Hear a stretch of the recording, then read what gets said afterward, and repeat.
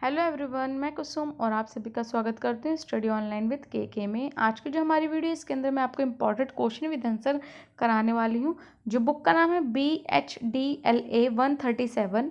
ये आपके BA programme अगर आप कर रहे हैं, BAG जिसे बोलते हैं BAG, या फिर BCom कर रहे हैं, या फिर आपके पास कोई भी कोर्स है और आपके पास अगर ये सब्जेक्ट है BHDLA 137, तो ये आपके लिए वीडियो बहुत ज़्यादा इंपॉर्टेंट होने वाली है, क्योंकि इसके अंदर मैं आपको इंपॉर्टेंट क्वेश्चन विद आंसर बताने वाली हूँ एग्जाम के पॉइंट ऑफ व्यू से। तो चलिए फर्स्ट क्वेश्चन देखते हैं।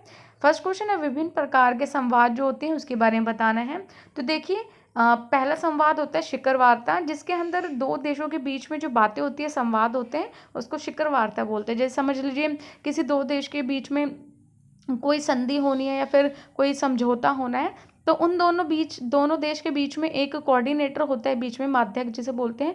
तो वो बातें करवाता है, एक बातें दूसरे स्थान तक पहुंचाता है, या फिर दोनों मिलके दोनों देश बीच में जो बातें करते हैं उसको शिखर वार्ता बोलते हैं। फिर सेकंड है कला संस्कृति। कला संस्कृति में क्या होता है कि कला और संस्कृति के माध्यम से आप अपनी बातों को दूसरे तक पहुंचाते हैं। आपकी जो सांस्कृतिक होती है, आपकी जो कलाएं होती है, जैसे कि समझिए मैंने कोई वस्तु बनाई है, ठीक है, तो वो पर्टिकुलरली एक जगह की होगी, ठीक है। जैसे कि हम साउथ इंडिया की बात करते हैं तो वहाँ पे साउथ फूड हम देखते हैं तो हमें पता है ये वहाँ का है, ठीक है। तो ये तो फूड की बात करिए, बट वहाँ की कोई संस्कृति हुई, जैसे कि कोकोनट हुआ, तो वहाँ की संस्कृति है वो, ठीक है। तो ऐसे बहुत सारी चीज़ें जिससे कि हम अपनी बातें दूसरे तक पहुँचा सके उसके माध्यम से। फिर है फिल्म और नाटक, जिसके हम फिल्म और नाटक के थ्रू अपनी बातों को पहुँचाते हैं। कोई फिल्म होती है, मोटिवेट मूवी होती है, फिर जागरूक करने वाली मूवी होती है, किसी चीज़ के ऊपर होती है जिससे हम कुछ सीखते हैं, तो वो आपको संवाद के रूप में आप देख सकते हैं कि वो अपनी बातें हम तक पहुंचा रहे हैं। संवाद मतलब होता है अपनी बातों को दूसरे तक पहुंचाना या बातचीत करना, ठीक है। फिर है ज्ञान विज्ञान के माध्यम से, ठीक है, ज्ञान विज्ञान के माध्यम से आपने पता होगा बुक के थ्रू जो विद्यावान बुक से लिखते हैं, फिर विद्यावान अपनी बातें हम तक कैसे कैसे पहुंचाते हैं, वो सब इसमें इंक्लूड आएगी।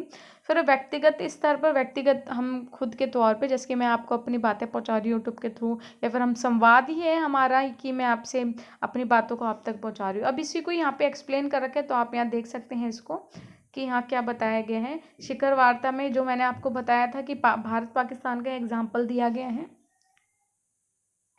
तो दो देशों के बीच में जब प्रधानमंत्री इंदिरा गांधी थी उस टाइम पे जो पाकिस्तान के थे, दोनों के बीच में कैसे बातचीत हुई है, कैसे शिखर वार्ता हुई है, वो सब चीज़ें इसमें बताई गई है। वह साहित्य और कला के माध्यम से इसमें बताया गया है कि साहित्य और कला के आधार क्या होते हैं। पहले तो इसमें लोग पार्टिसिपेट लेते हैं, ठीक है, इसमें हिस्सा लेते हैं, फिर उसके थ्रू अपनी बातों को दूसरे तक पहुँचाते हैं, ठीक है। बातचीत होती है और दूसरे तक पहुंचाते हैं, वो सब इसमें बताई गई है। जैसे कि बुक्स के माध्यम पे, रेडियो के माध्यम से, ठीक है, इनों के माध्यम से आप अपनी बातें दूसरे तक पहुंचाते हो। और फिर तीसरी है साहित्य रचनाएं, जैसे कि हम कोई नाटक बनाते हैं या कोई फिल्म बनाते हैं तो वो भी अपनी बातें हम तक पहुंचाते हैं ना, टेलीविज़न भी इसमें इंक्लूड हो गया, तो वो इसमें बताया गया है। और ज्ञान विज्ञान के माध्यम से तो आप यहाँ देख सकते हैं कि जैसे ही समझ लो कोई शोध करता है, कोई रिसर्चर है, किसी चीज़ पे रिसर्च की, तो उसने फिर जो रिसर्च की वो अपनी रिसर्च करके किसी चीज़ में उसको बुक में लिख दिया या फिर किसी माध्यम से लोगों तक पहुंचा दिया, तो ज्ञान विज्ञान के माध्यम से हो गया। टेलीविज़न रेडियो के माध्यम से पहुंचा दिया। अब जैसे कोरोना था तो कोरोना के ऊपर जब रिसर्च हुई, पता चला ये ऐसे फैलता है वैसे, तो इसका हमको कैसे इसकी जानकारी मिल गई, टेलीफोन के थ्रू, टेलीविज़न के थ्रू, रेडियो के थ्रू, बुक्स के थ्रू, हाँ, न्यूज़पेपर के थ्रू। तो ये हो गया संवाद ही हुआ, क्योंकि वहाँ उसकी बातें हम तक आई, ठीक है, जो भी रिसर्च किया उसकी बातें हम तक आई, तो ये क्या हो गया, संवाद हो गया एक तरीके का। व्यक्तिगत तो यहाँ पे आपको समझ ही आ जाएगा, जय हस्बैंड वाइफ के बारे में बताया गया है, बच्चों के बारे में, ठीक है, भाई बहनों के बारे में, कि अपनी बातें वो एक दूसरे तक पहुँचाते हैं। बाकी ये सब चीज़ें ही हैं इसमें, और बहुत ईजी है, आप इसको पॉज करके पढ़ेंगे तो आपको समझ आ जाएगा। मैंने ओवरऑल आपको समझा दिया कि इस क्वेश्चन में क्या बताया गया है, इसका आंसर बहुत ईजी था। तो अब नेक्स्ट देखते हैं हम, ये देखते हैं, ये सेकंड क्वेश्चन है, सिक्स्थ लिख रखा है, बाय मिस्टेकली, पर ये सेकंड है। यहाँ पर संप्रेषण में भाषा और लिपि का महत्व, ठीक है, इसमें पूछा गया संप्रेषण में जो भाषा और लिपि का क्या महत्व है और किस प्रकार से, तो ये बता रहे हैं कि इसमें जो हो संप्रेक्षण इसमें भेद इस प्रकार किया जा सकता है कि मानव ने समाज बनाकर सभ्यता और संस्कृतियों को के निर्माण की साथ रहना सीखा। ठीक है, कि जब हमने अपनी सभ्यता बनाई तो हमने संस्कृति के साथ या समाज के साथ रहना सीख गए, तो उसमें भाषा का निर्माण हुआ। ठीक है, भाषा के निर्माण के बाद ही लिपि का विकास हुआ। जब आप भाषा बोलना सीखेंगे तभी तो कुछ लिखेंगे, या फिर पहले लिखना सीख जाएंगे फिर बोलेंगे। ठीक है, तो भाषा के बाद लिपि का निर्माण हुआ। लिपि, ठीक है, जिसमें अलग अलग लिपियों में आप लिखते हैं, लिपि उसको कहते हैं, अलग अलग राइटिंग में जो हम लिखते हैं लिपि कहलाती हैं। फिर उसके बाद लेखन के लिए प्रयोग के करना भी संभव हुआ। ठीक है, लिपि हुई तो फिर लिखना उसको इस्तेमाल करने लग गए।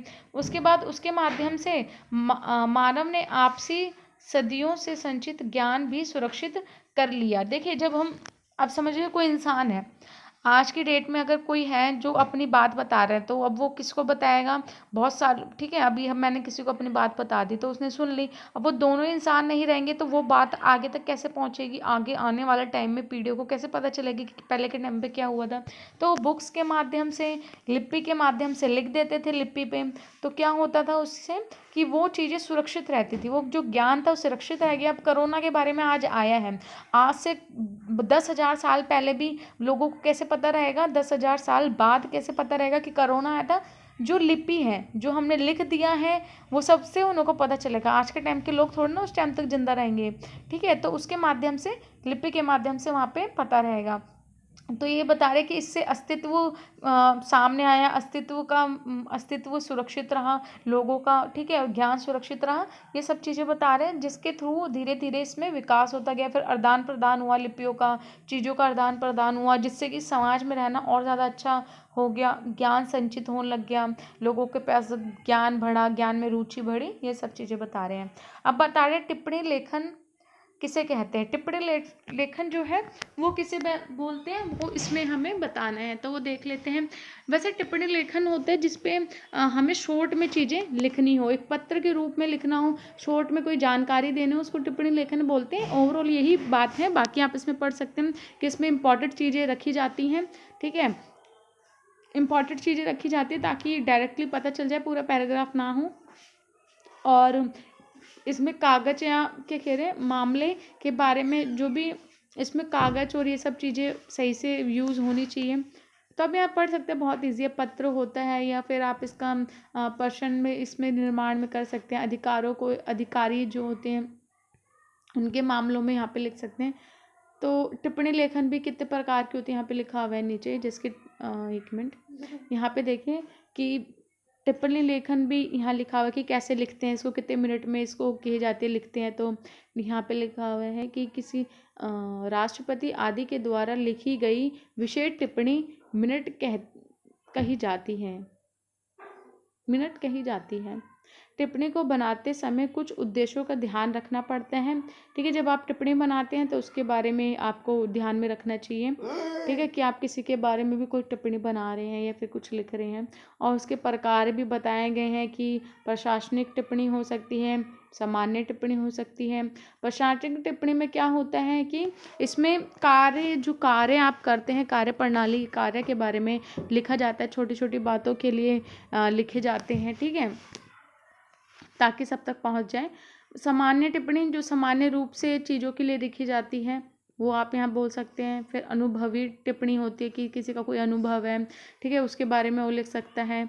ऐसे संपूर्ण टिप्पणी, ऐसे टिप्पणी आप इसको पढ़ लेना, बहुत इजी है, आप इसको पढ़ोगे तो आपको समझ आ जाएगा। पॉइंट आपको याद करना बहुत ज़्यादा ज़रूरी है। सूक्ष्म टिप्पणी होता है। ठीक है, तो ये छोटी छोटी जो पॉइंट है, मोस्ट इम्पॉर्टेंट पॉइंट है, तो इसको आप पढ़ लेना। अब इसकी विशेषता भी बताई गई है, बट आपको इतना ज़्यादा एक्सप्लेन नहीं करना। जैसे कि टिप्पणी कितने प्रकार की होती है वो लिख देना, उनके अंदर छोटा छोटा एक्सप्लेन कर देना। फिर उनकी विशेषता जो होती है इसमें से भी आप ये सब लिखना, बट एक्सप्लेन कम करना है इनको। इतना ज़्यादा एक्सप्लेन करोगे तो ज़्यादा लेंथी हो जाएगा आंसर। क्वेश्चन के अकॉर्डिंग आपको आंसर देना है कि कितने मार्क्स गए हैं। अगर कम मार्क्स गए तो कम में ही आंसर देना है। फिर नेक्स्ट है संप्रेक्षण के 5 तत्व बताने। कौन कौन से 5 तत्व हैं? तो पहला है स्रोत है। ठीक है, संप्रेषण में स्रोत है, पहला है। फिर उसकी क्षमता है, फिर विचार है। तो ये सब आप पढ़ लेना। क्षमता में क्या है, इसका अर्थ है कि विचारों को भाषागत अभिव्यक्त देने की कला। वक्ता की भाषा अपने विचारों को स्पष्ट से अभिव्यक्त करने की, श्रोताओं के संदेश को समझ सकने की योग्य होनी चाहिए। मतलब कि आप वक्ता क्षमता क्या होती है कि आप कोई भी चीज़ अपनी बता रहे हैं भाषा, जिस भी भाषा के थ्रू, तो जिसको भी बता रहे हैं वो उसको समझ सके। ये नहीं कि आप बोल रहे हैं और सामने वाले को समझ ही नहीं आ रहा, ठीक है, तो उसके थ्रू अच्छे से उसको समझाना चाहिए, तो वो उसकी क्षमता कहलाती है। फिर विचारों में कि आपके जो भी विचार हैं उसको अच्छे से संदेश अच्छी तरीके से आप सामने वाले को पहुंचा सके, अपने विचारों को प्रकट कर सके, तो वो उसके बारे में यहाँ पे है। ऐसे ही है। और फिर है आपका संप्रेषण, ये भी आप यहाँ से देख सकते हैं, तो इसको आप पॉज करके पढ़ लेना। अगर आप इसकी पीडीएफ लेना चाहते हैं तो मेरे को व्हाट्सअप कर सकते हैं। व्हाट्सअप नंबर डिस्क्रिप्शन बॉक्स में दे रखा है, तो वहाँ से आप मेरे को व्हाट्सअप करके आप इसकी पीडीएफ ले सकते हैं।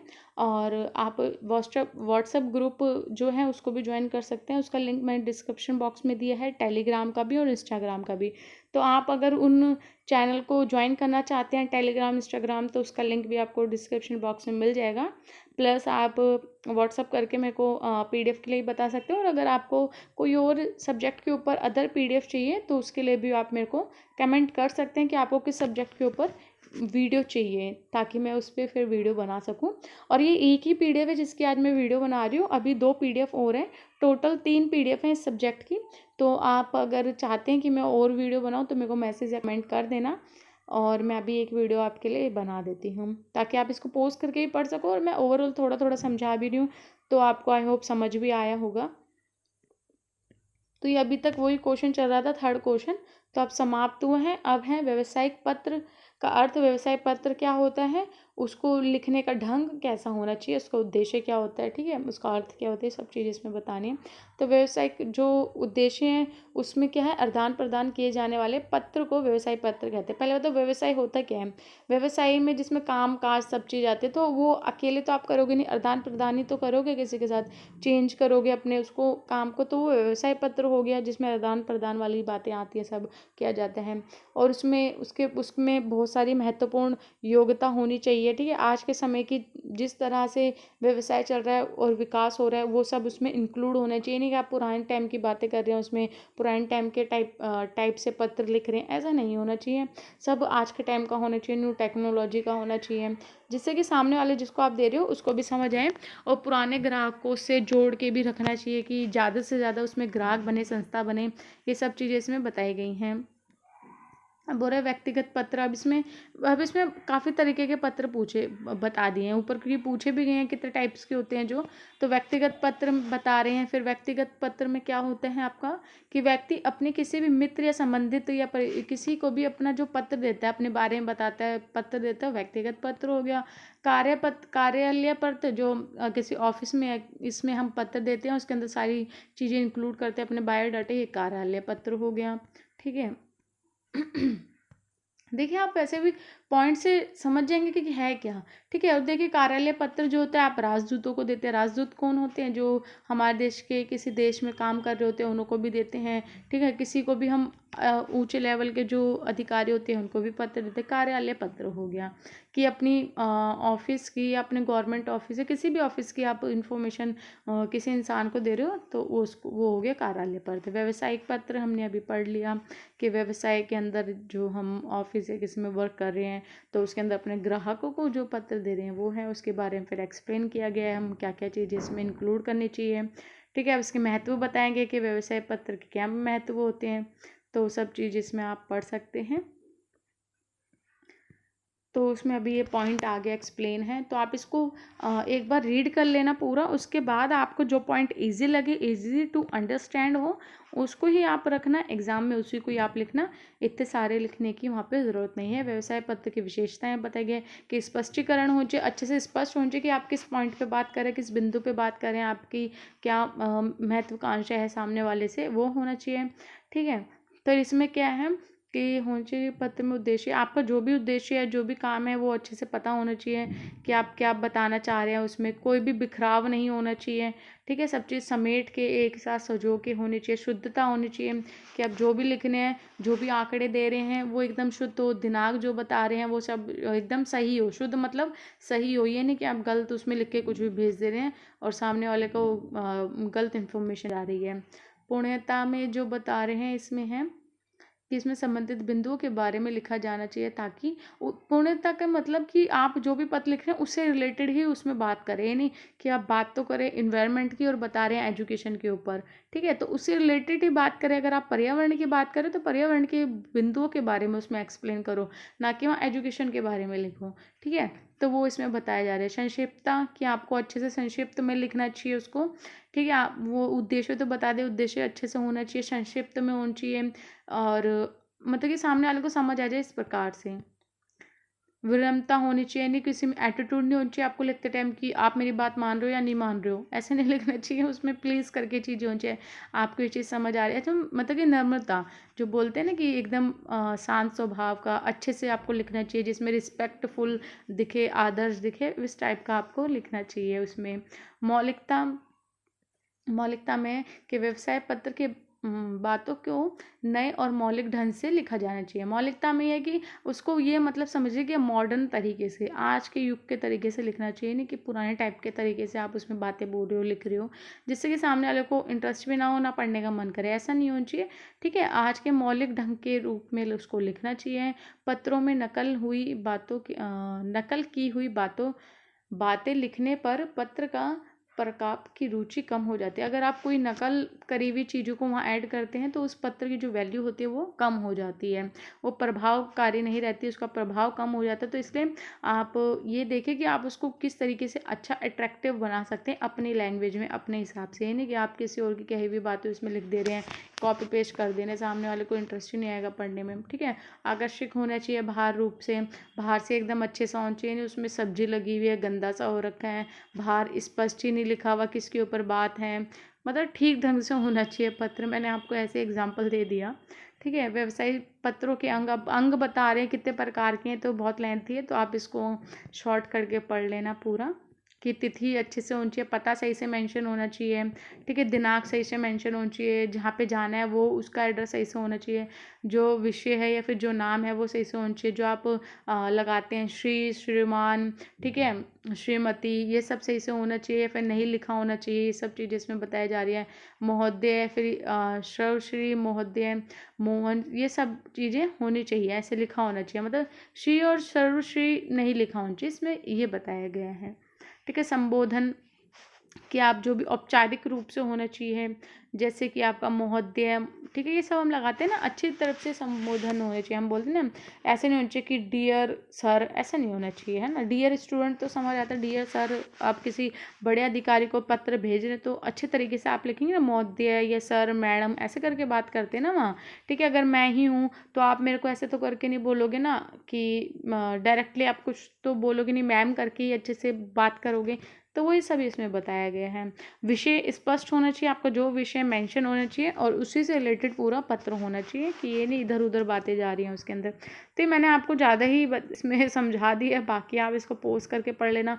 हस्ताक्षर के ऊपर है, हस्ताक्षर सही ढंग से होने चाहिए, कि सामने वाले को पता चले आपके हैं, ऐसे ही कुछ भी या मतलब ठीक होने चाहिए। लिपि भी था, वो भी जो भी आप लिख रहे हैं, लिपि जिस प्रयोग कर रहे हैं लैंग्वेज का, वो अच्छी होनी चाहिए।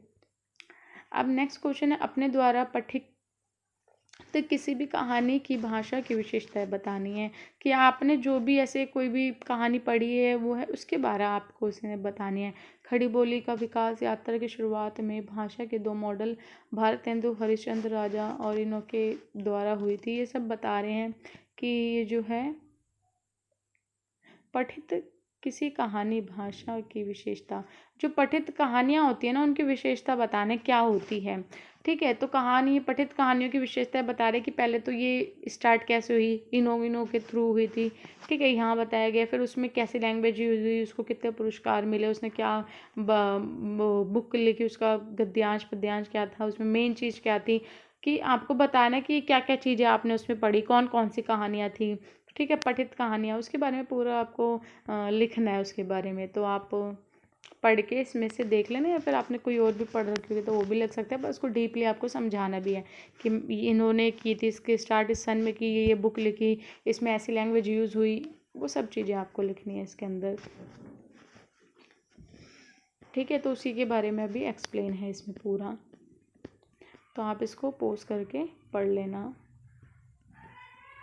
देखिए वही अभी पूरा बता रहे हैं। और अगर आपका क्वेश्चन जो है अगर 15 नंबर का 10 नंबर का आता है तो थोड़ा बड़ा लिखिए। अगर 5 नंबर का आता है 10 भी आता है तो बहुत ज़्यादा बड़ा लिखने की उसमें ज़रूरत नहीं है। बोलचाल की भाषा आपको बताने हैं इसमें कि बोलचाल की भाषा जो होती है उसके बारे में कि क्यों आवश्यक है। ठीक है, उसमें बोलचाल की भाषा में और लिखित भाषा में अंतर होता है। आप जो बोल रहे हैं और जो लिख रहे हैं दोनों में अंतर है।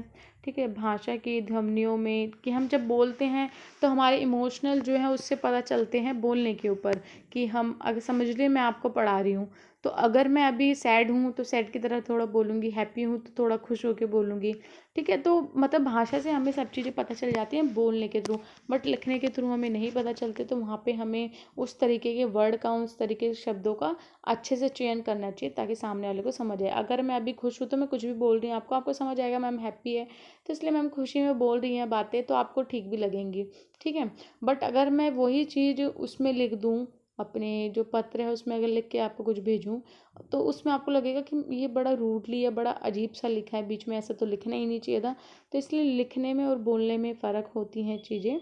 तो वो इसमें बता रहे हैं कि कोई इंसान रोते रोते कुछ बातें बोलता है तो सामने वाले को समझ आती है, वो उस पर थोड़ा दया दिखाता है। बट लिख रहा है रोते रोते तो सामने वाले को नहीं पता कि रोते रोते उसने कोई चीज़ें लिखी तो उसको पता ही नहीं चलेगा।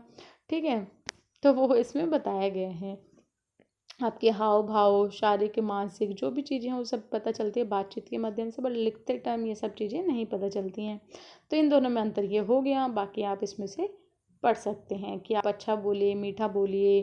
ठीक है, सामने वाले को हर्ट ना हो ऐसी चीज़ बोलिए।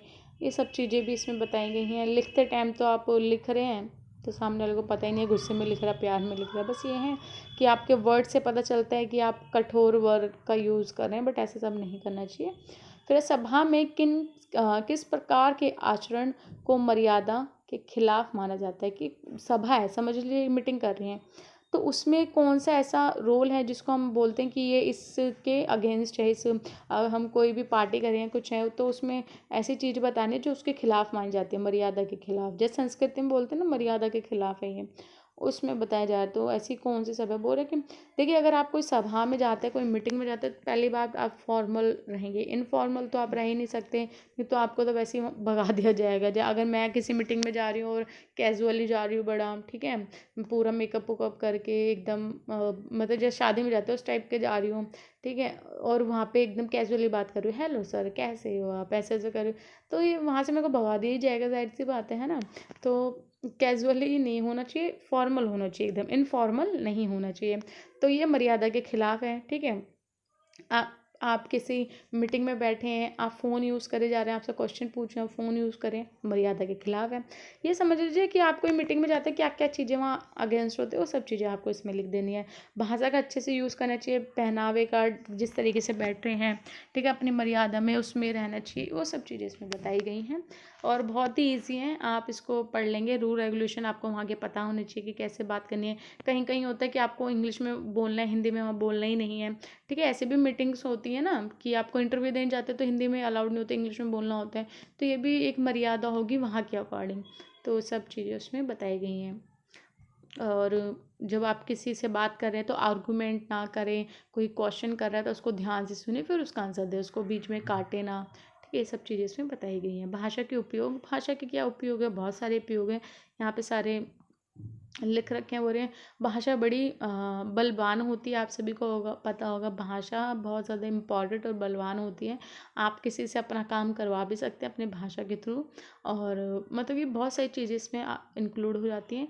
और इससे अपने अधिकारों को ले सकते हैं, मनोरंजन कर सकते हैं, खुश हो सकते हैं, दुखी हो सकते हैं। भाषा से सब कुछ हो सकते हैं, भाषा आपके ठीक होनी चाहिए, बस ये है।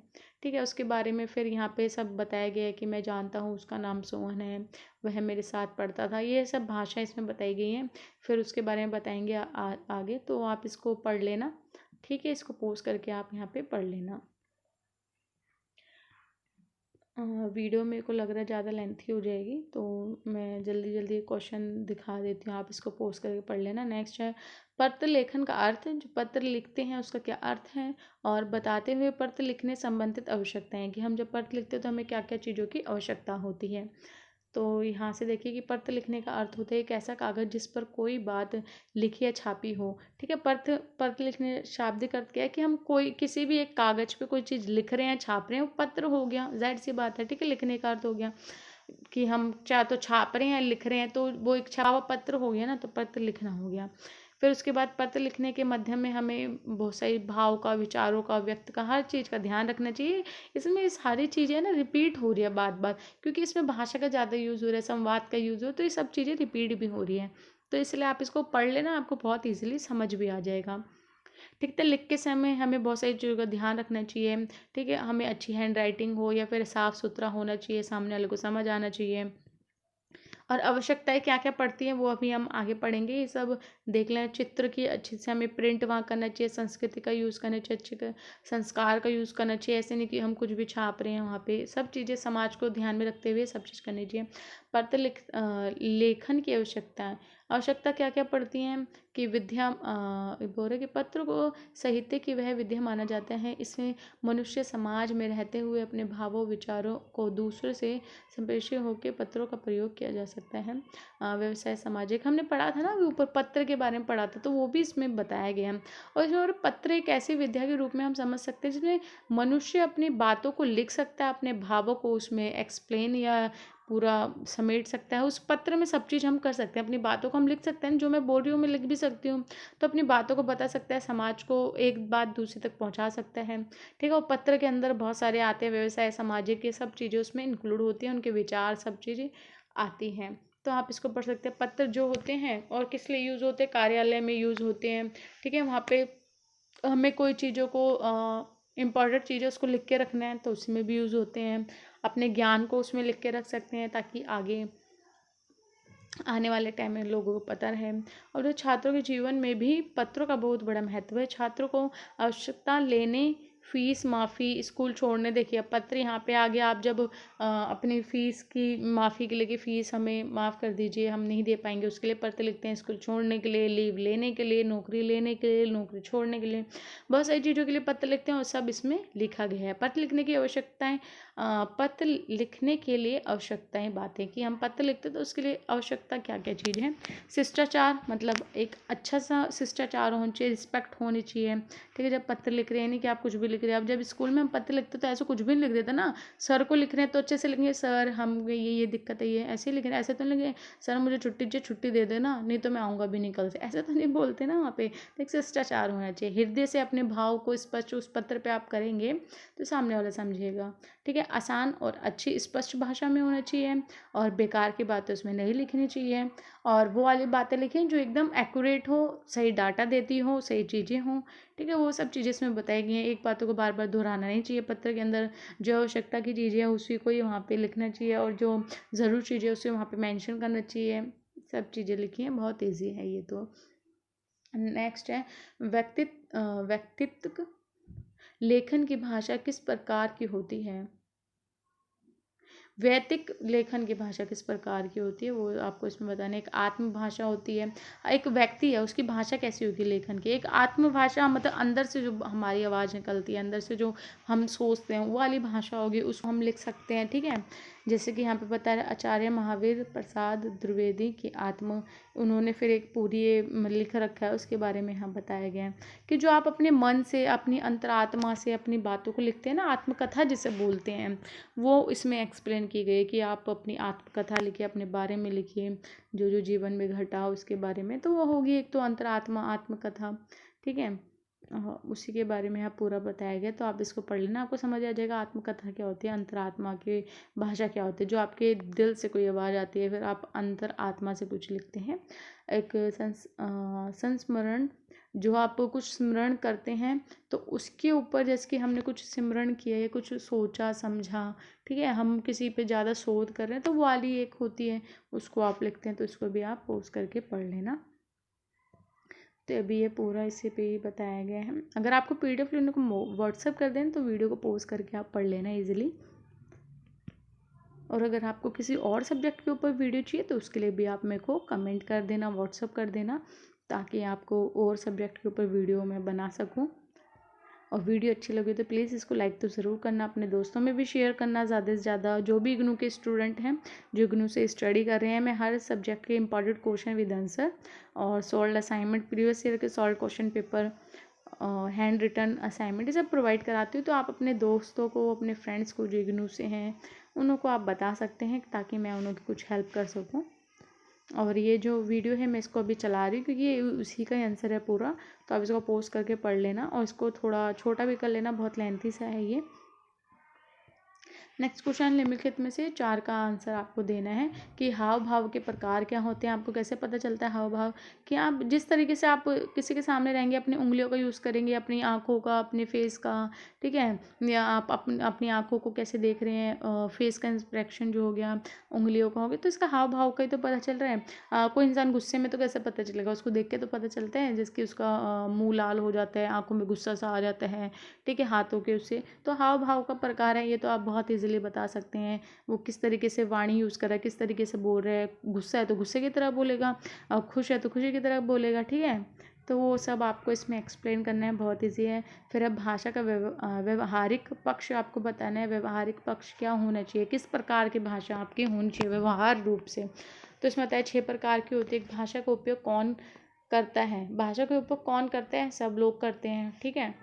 फिर अब भाषा का उपयोग किससे कर रहे हैं और उसकी स्थिति क्या है, कि किस थ्रू आप भाषा को यूज़ कर रहे हैं। जैसे कि अभी मैं फ़ोन के माध्यम से कर रही हूँ तो मेरी स्थिति क्या है, अभी वो हो गया। कहाँ जा रहे हैं, मतलब कि कहाँ क्या कहा जा रहा है, कि मैं अभी आपको जैसे कि पढ़ा रही हूँ तो ये हो गया एक, ठीक है। उसका विषय क्या है, मेरा विषय जैसे कि यूट्यूब पे मैं आपको इसका हिंदी का पढ़ा रही हूँ।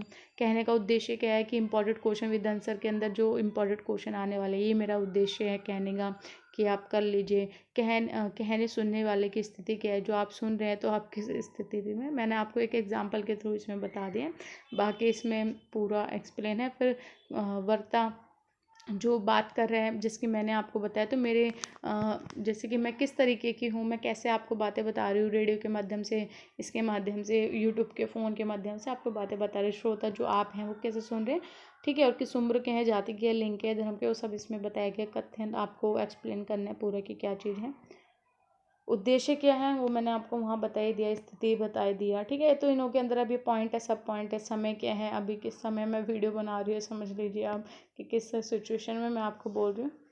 तो ये सब चीज़ें इसमें बताई गई हैं। अब है आपका श्रेय मध्यम, अब इसको भी आप पढ़ लेना पोस्ट करके, ठीक है। ये बहुत ईजी पॉइंट है, इसलिए मैं इसमें छोड़ रही हूँ आपके लिए, ताकि आप भी कुछ पढ़ ले इसमें से। सृजनात्मक लेखन की भाषा पूछी गई है कि वो कैसी होती है, तो एक बार लाइन पढ़ देती हूँ। सृजनात्मक लेखन भाषा और सामान्य भाषा के बीच में प्रमुख अंतर भाषा की औपचारिकता का है। देखिए, एक होती है सृजनात्मक, एक होती है सामान्य, दोनों के बीच में क्या डिफरेंट है, औपचारिकता। तो औपचारिकता मीन्स फॉर्मल और इनफॉर्मल के बस अंतर है, और कुछ नहीं है। तो वही यहाँ पे बताया गया है कि औपचारिकता होती है, किंतु प्रशासन, लोक प्रशासन, कर्मचारी, यहाँ पे फॉर्मली आप चीज़ों का यूज़ करोगे, और सामान्य कहाँ पे करोगे, अपने फ्रेंड्स में, परिवार में सामान्य रूप से भाषा का प्रयोग करोगे। तो वही इसमें बताया गया है, ठीक है। बोलचाल वाली भाषा, लिखित भाषा, ये तो हमने ऊपर भी पढ़ लिया था। तो आगे क्वेश्चन देखते हैं, आप इसको पोस्ट करके पढ़ लेना।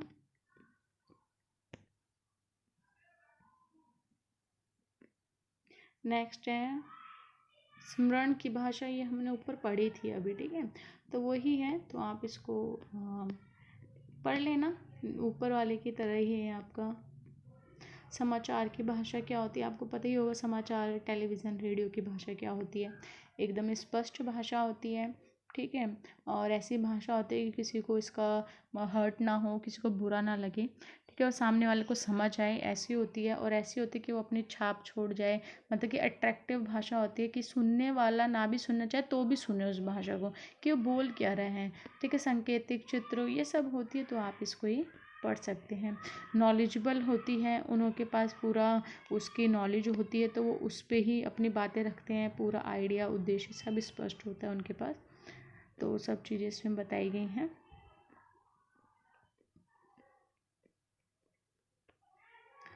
तो देखिए लास्ट है, मैं इसको थोड़ा शॉर्ट ऐसे कर देती हूँ वीडियो को। फ़ॉन्ट इसका थोड़ा मैं छोटा कर रही हूँ। तो ये बस इसी का ये पूरा आंसर था ऊपर वाले का, आप यहाँ देख सकते हैं। तो अगर आपको वीडियो अच्छी लगी तो प्लीज़ लाइक शेयर सब्सक्राइब ज़रूर करना। और मैंने आपको बताया था पीडीएफ के लिए आप मेरे को व्हाट्सअप कर सकते हैं और कोई वीडियो के लिए कमेंट कर सकते हैं। टेलीग्राम इंस्टाग्राम पे भी आप जुड़ सकते हैं, सबका लिंक नंबर सब आपको डिस्क्रिप्शन बॉक्स में मिल जाएगा। तो चलिए हम मिलते हैं नेक्स्ट वीडियो में। धन्यवाद।